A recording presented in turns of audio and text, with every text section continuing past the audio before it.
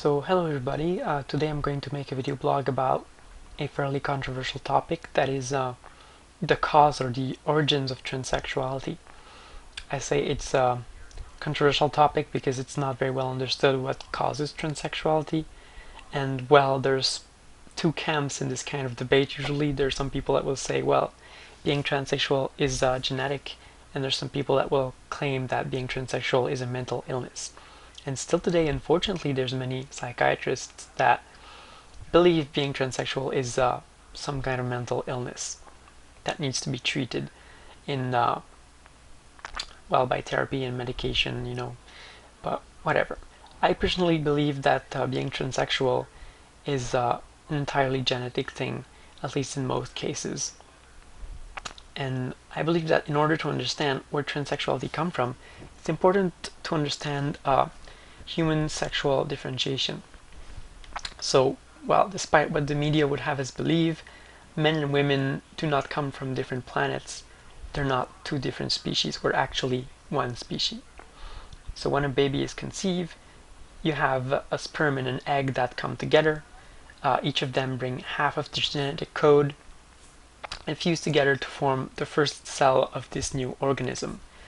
Now the thing is, the development of male and female fetuses is pretty much identical up to a certain point. We all start pretty much in a way that will lead to the development of a female human being, but at some point, if the fetus has the Y chromosome, there is a gene that will trigger the destruction of what is going to become the uterus and the creation of the testicles instead, which will then secrete testosterone and cause the masculinization of the fetus. So this is the big picture. At some point during the development of a human fetus, there's a split. There's a masculinization process in the case of male fetuses and a feminization process in the case of female fetuses. But human DNA is very similar for both men and women. There is one minor difference. Men have the Y chromosome, women do not, at least in general. And that's going to cause, all the differences that we see in male and female bodies and in our brains. So, well, let's ask, what's the prototypical male or female like? Well, there's many stereotypes in our society of what the typical man is like. Physically, I think what are some manly characteristics. Men have small hips. They don't really have a waist. They're much more muscular. They're usually taller than women, etc. They have much more body hair. Blah blah blah. And men are usually thought to be more aggressive than women, and to have more risk-seeking behavior, to have a higher libido, etc. There's many characteristics that are typically associated with men.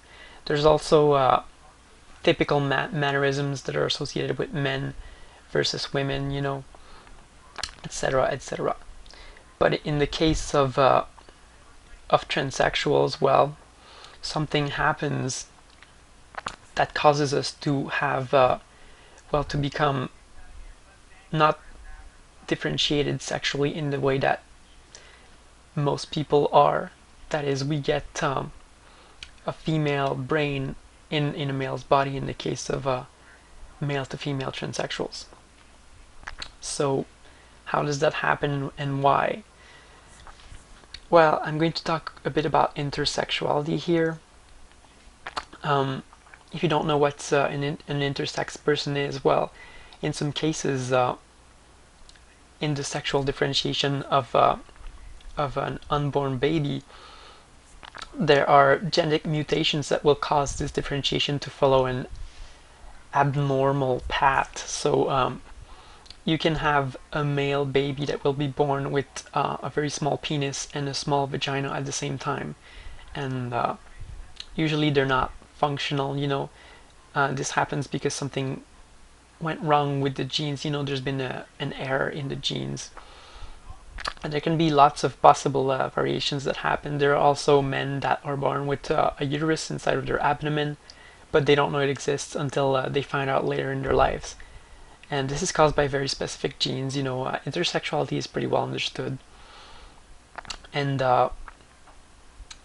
well, it's an obvious, genetic kind of problem, and nobody questions, the legitimacy of intersex people. But when it comes to transsexuality, well, some people aren't sure exactly why it exists, because there is no one transsexual gene that we can pinpoint and say, oh, if you have this gene, you'll become a transsexual person. It's just not that simple. But I personally believe that transsexuals are pretty much just intersex people, except that instead of having something that goes astray with the development of our bodies during the sexual differentiation, something goes differently in the sexual differentiation of our brains. And we have the normal genitalia associated with our physical sex, but our brains get differently differentiated than normal people. So in a way, I think transsexuality is just a form of intersexuality, one that's more subtle and that's more, well, in a way might be more difficult to live with, because people don't really understand sometimes, why we want to change sex. They don't understand our motivation, and they doubt that our intentions are legitimate. But I think there's also some pretty strong evidence, that transsexuality is genetic. I'll start with an anecdote. When I first told my mom I was transsexual, I told her, well, Mom, I don't feel comfortable with my masculine body. I would much rather, look like a girl. I'd much rather live like a girl, dress like one, be treated like one. I don't like having to play the male role, etc. I'm just not comfortable with it, and I feel I should have been born a girl.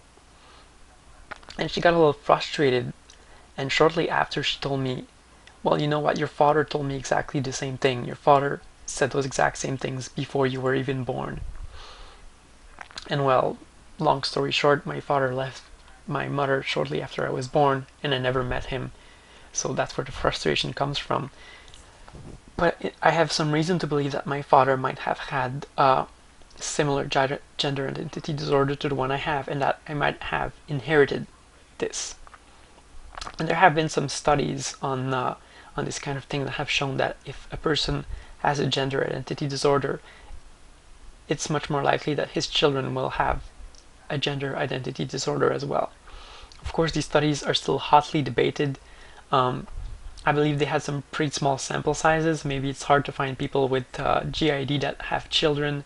It's hard to find transsexuals that have children, and that maybe you want to participate in a study like this. But still, there is evidence. And there is also more anecdotal evidence, I believe. Many transsexual people actually don't just come to this world with a female brain. They also have some feminine physical characteristics, I have seen personally some male to female transsexuals that even without the hormones, they just look so much like girls. They don't have any body hair, they have hips, they have a small waist, they have a very feminine face, etc. And everybody thinks they're girls, they don't even have to try hard to pass.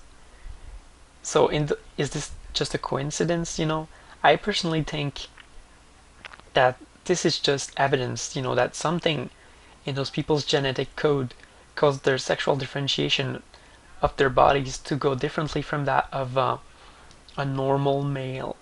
And this differentiation of their body also caused their brain to be feminized, You have to remember that our brain is just an organ in our body in a sense, So something that can feminize our brain can also possibly feminize our body a little bit at the same time. I personally have one more obvious feminine characteristic, if I can just demonstrate. I have a fairly small waist compared to most guys, and some pretty wide hips for a male. This is not from taking hormones, this is just genetic, they grew like this at puberty. they're not as wide as the average female, but they're much wider than typical male hips. And well, my doctor's also done blood tests when I was off the hormones and found that my progesterone level, even without the hormones, is beyond the male progesterone levels. You know, it's outside of the normal range. So I don't think I'm the most feminine transsexual out there naturally, but even myself, you know, I have some physical characteristics that would be more feminine than the typical male, which I believe serves as some amount of evidence that, well, perhaps something in my genetic code, you know, provoked a greater degree of feminization than in the typical male. So where does transsexuality fit in the big picture? Well, I believe there are some unknown genetic DNA alterations that cause feminization in the brain and possibly also in the rest of our bodies. And these cause an atypical gender identity to arise. Sometimes there's visible physical signs of this different physical development, but the only thing that really differentiates us from intersex people is that we still have the normal genitalia of our birth sex. And for this reason, you know, we face a lot of critics, because people really still tend to just consider gender based on your genitalia even today, and I think this is pretty sad. You know, but people still tend to think that the only thing that makes a man is having a penis, the only thing that makes a woman is having a vagina. Well, let me tell you, the big picture is a lot more complicated than that, you know. Human DNA has thousands of genes, and all these genes contribute to the person that we are. And there's a lot more differences between a man and a woman than just penises and vaginas. Genitalia is not the only sexual characteristic in a human being. So, well, how does this relate to homosexuality? I believe homosexuals are also fit kind of in the same picture as transsexuals and intersex people. Maybe homosexuals also have some genetic alterations that cause their brain to have some characteristics that are typical of the opposite physical sex. So you have a very common stereotype of the effeminate gay male, and also of the butch lesbian, you know. And well, the effeminate gay male is a man that will act in a very feminine way, that will talk in a very feminine way, and that will like other men. And these people, you know, it's not just their sexual orientation that's different. You know, it's like they have some psychological characteristics that belong to the opposite physical sex in a way. Of course, they don't have the gender identity of the opposite physical sex, and this is essentially what would make the difference between an effeminate gay male and a male to female transsexual. But in a way, you know, maybe gays and transsexuals are similar. We perhaps both have genetic alterations that cause our brain to be to develop to differentiate sexually in a way that's atypical. There's been much research on the genetic factors that cause homosexuality, and people for a while have been trying to find the gay gene, the gene that makes people gay, and they have failed quite miserably.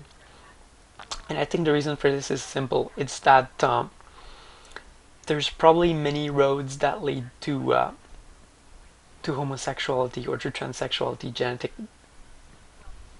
genetically speaking, because there's many genes that control the way our body differentiates sexually. So, you know, there's possibly many genes that could be altered and could cause a person to have an atypical development of their brain. So it's very hard to pinpoint one specific gene that could cause transsexuality or homosexuality, because in reality there's probably hundreds of genes that can be altered in many ways that would result in an effect that's possibly similar, you know. But we still have to remember, you know, not all transsexuals are the same. Not all gay people are the same, you know. I've told you about effeminate gays. Well, there's some gays that are not effeminate at all. There's men that are attracted to other men but are very much masculine. But at the same time, I've seen some homosexuals that are physically so feminine, they could pass as girls extremely easily, and sometimes they do. They dress as girls to perform as drag queens because they have a natural talent for it. Their bodies are so feminine, you would think they're girls. And I think that kind of supports my little theory here that being gay or being transsexual or being intersex, it's all caused by alterations in our DNA that cause something to go differently in a way that our body become sexually differentiated. So while this concludes my little video blog, I hope you liked it. I hope you haven't been offended by me linking intersexuality, transsexuality, and homosexuality together. I think it's important to understand that we're different, but in a way maybe we're more similar than we think. And maybe people need to give this a little more thought before they talk of transsexuality as a mental illness. Homosexuality was still very recently considered to be a mental illness, but anybody that knows a gay person, just knows that these people did not choose to be gay, they just are. And we did not choose to be transsexual, it's just the way we are. And we have to live with it. And the fact that our DNA is altered should not be seen as a negative thing, evolution happens every second of every day. Our genes are different than those of our parents, and this is what causes new species to arise in nature. It's what causes everybody to be different on this planet. Natural selection favors diversity because there has to be very diverse solutions to the same problem, for evolution to occur. So yeah, once again, I hope you're not offended. This blog was not meant to be politically correct. I know there's probably going to be some people arguing with the points I'm trying to make, but still, let's all try to, understand each other, understand what makes us the way we are, even though we don't fully understand how the brain works, even nowadays.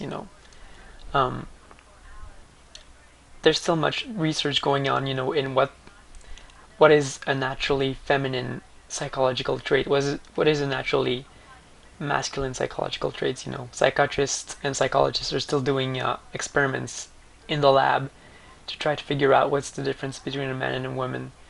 So yeah, it's important to understand that genitalia is not the only thing that makes someone a man or a woman. Alright, so have a nice day. Goodbye.